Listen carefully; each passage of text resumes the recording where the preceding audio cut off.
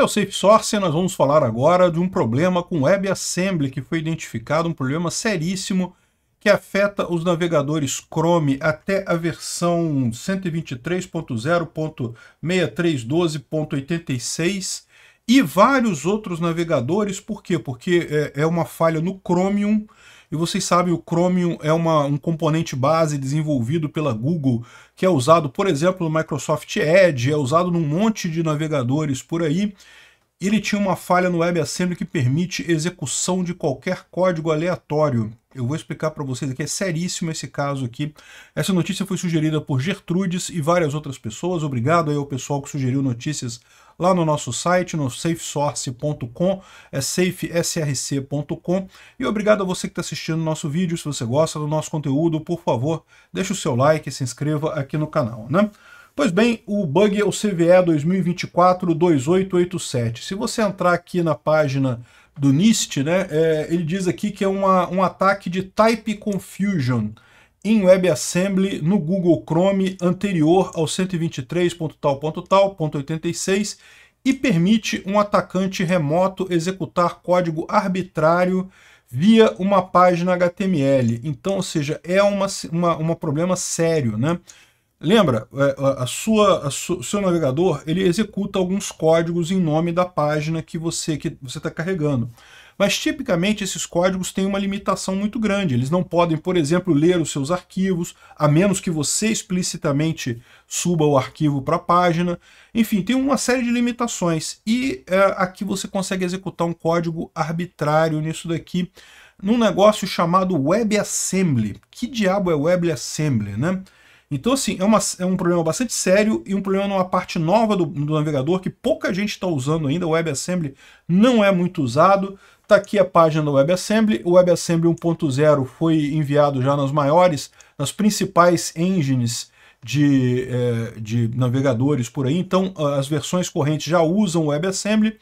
E é aquele problema de segurança que eu sempre falo para vocês. Sempre que você tem uma coisa nova, tem problema de segurança, a gente tem que ficar atento nisso daí, né? Bom, o que é o WebAssembly? O WebAssembly é uma tentativa de, mais uma vez, tornar o JavaScript uma coisa gerenciável. Para quem não sabe, o JavaScript surgiu lá em 1996, 97, não sei o ano exato, desenvolvido pelo pessoal da Netscape. Lembra Netscape, que tinha um navegador Netscape? Foi, durante um tempo, o principal navegador do mundo. Hoje em dia ainda existe ainda, mas não é mais usado, né? De qualquer forma, os desenvolvedores criaram essa linguagem como um quebra-galho, para fazer um negócio de mudar a cor do botão, né, mudar o tamanho da coluna, uma coisa assim que era bem simplesinha a versão original do JavaScript, né? E na verdade se chamava LiveScript.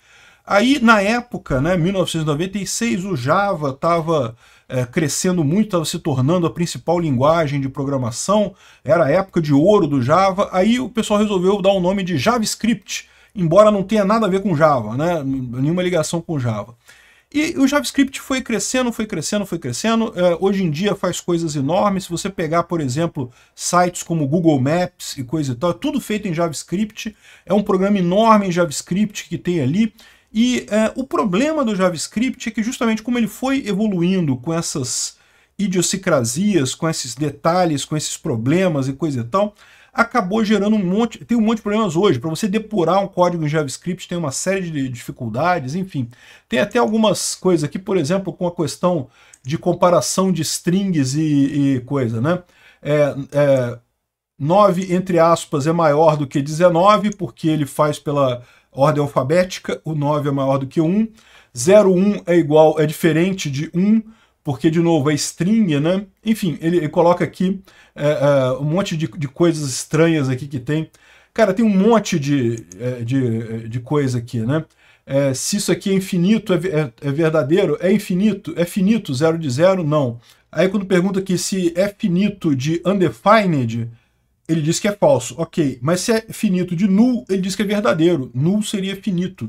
Que história é essa, né? Enfim, tem um monte de idiosincrasias do JavaScript aqui, um monte de coisa que não faz sentido, e daí isso gera uma certa insegurança, gera problemas para se codificar sistemas com JavaScript. E hoje em dia JavaScript é usado pra caramba, né? E já teve algumas tentativas de domesticar o JavaScript, por exemplo, o TypeScript é uma linguagem que é muito usada. Eu particularmente sou fã do TypeScript. todos os programas que eu desenvolvi para web, né, programas tipo React ou coisas do gênero, eu faço sempre com TypeScript, gosto muito do TypeScript, realmente resolve um monte de problema do JavaScript. Por quê? Qual que é o grande problema desses detalhezinhos do JavaScript? É porque é difícil de você depurar. O seu programa, ele dá erro, mas ele dá um erro que não tem nada a ver com o erro real. Até você achar o ponto em que está dando um erro real, é muito difícil, né? Ao passo que se você usa o TypeScript, como ele é fortemente tipado, você identifica rapidamente, na hora de compilação, ele já, aqui está errado, aqui está dando erro. E aí você consegue consertar a coisa, é muito mais fácil achar os problemas do que no JavaScript tradicional, né? Mas eu concordo que o TypeScript ele vai para o outro lado, ele se torna um tanto burocrático, tem um monte de burocracia que você tem que fazer com TypeScript que realmente tem horas que é complicado de usar realmente, né?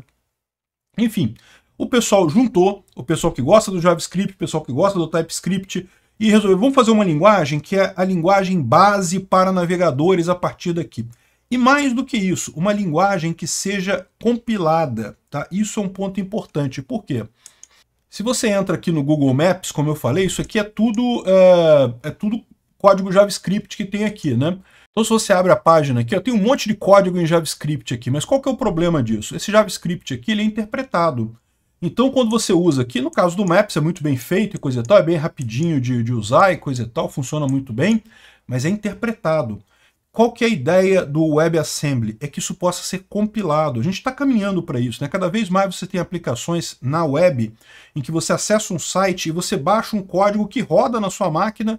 É quase um cliente daquela aplicação rodando na sua máquina, né? É a ideia do React, é a ideia do Vue, é a ideia do, enfim, do Angular, de várias dessas plataformas. Justamente você passa a ter um cliente na sua máquina comunicando com o servidor. E aí esse código é muito mais eficiente se ele é compilado. Então a ideia é essa, você está desenvolvendo o WebAssembly, é uma linguagem nova, que é baseada no JavaScript, é muito parecida com o JavaScript, tá? Mas é uma linguagem nova que tira um pouco dessas idiosincrasias do JavaScript, mas o mais importante de tudo, você baixa esse código, o código vem o código inteiro para sua página, mas ele é compilado no seu navegador para a arquitetura em que está rodando. Então você pode baixar para Windows, para Linux, para qualquer plataforma, não tem problema. Ele vai compilar aquele código e vai rodar muito mais rápido na sua máquina, né? Então, de novo, o Google Maps não dá para você ver, é bem rapidinho, ele funciona muito bem aqui. Mas pode ser melhor, você pode ter uma execução melhor disso daí, pode ter mais agilidade nisso, né? Tá cada vez o pessoal usando mais isso daí. Então isso é o WebAssembly, é uma coisa nova, está surgindo agora. A ideia é que em algum momento isso vai substituir o JavaScript e todas essas linguagens de script que tem por aí, né? Então tem aqui até uns exemplos aqui, deixa eu ver aqui, exemplos de WebAssembly. Então tá aqui, ó. Se você olhar, é muito parecido com Java, não tem assim grandes diferenças em relação a Java. A única questão é que justamente ele, aqui, tá vendo? Objetos constantes, ele usa fetch para pegar dados no servidor e coisa e tal. É muito similar ao JavaScript, mas tem algumas diferenças. E o principal é isso, ele é compilado para sua arquitetura, né? Beleza, então sabemos o que é o WebAssembly. Qual que foi o problema? Qual que é o CVE 2024-2887? Justamente eles descobriram que há um ataque de confusão, ou seja, o compilador, na hora de interpretar uma determinada estrutura, ele consegue interpretar essa estrutura como sendo um comando externo. Ou seja, ele foge da chamada sandbox, da caixa de areia, né? O conceito de sandbox existe já há bastante tempo, já dentro do JavaScript. O JavaScript pode fazer qualquer coisa dentro da sua página, mas ele não pode, por exemplo, acessar o seu computador, não pode acessar alguma coisa sem a sua permissão, né? Tem que ter permissão sua e coisa e tal. O WebAssembly copia o mesmo modelo. Você tem uma sandbox, você pode fazer tudo o que você quiser dentro daquelas funções ali do navegador, mas você não pode acessar o seu... não pode instalar um programa no computador do usuário, por exemplo, né? Com esse ataque aqui, se você entrar numa página maliciosa de WebAssembly, com essa versão suscetível aqui do Chrome, ele pode instalar uma coisa na sua máquina sem você nem saber. Imagina a gravidade disso, instalar um vírus, instalar um Trojan Horse, instalar qualquer coisa na sua máquina, meramente você visitando uma página devido a esse bug aqui. É um bug enorme, né? Eu não vou entrar em muitos detalhes, está aqui a prova de conceito dele que o pessoal fez aqui, foi esse usuário aqui do Twitter que publicou essa prova de conceito, mostrando como é que você faz a coisa. O WebAssembly ele tem uma estrutura que justamente define tipos de estrutura, e alguns tipos são justamente reservados para coisas internas que burlam a caixa de areia, né, que burlam a sandbox. E aí você consegue, através de fazer uma confusão aqui, você consegue gerar uma estrutura desse tipo, que burla isso daí. Aí você pode botar uma função dentro dela, e aqui ele mostrou, por exemplo, você conseguindo fazer um buffer overflow nessa história toda aqui.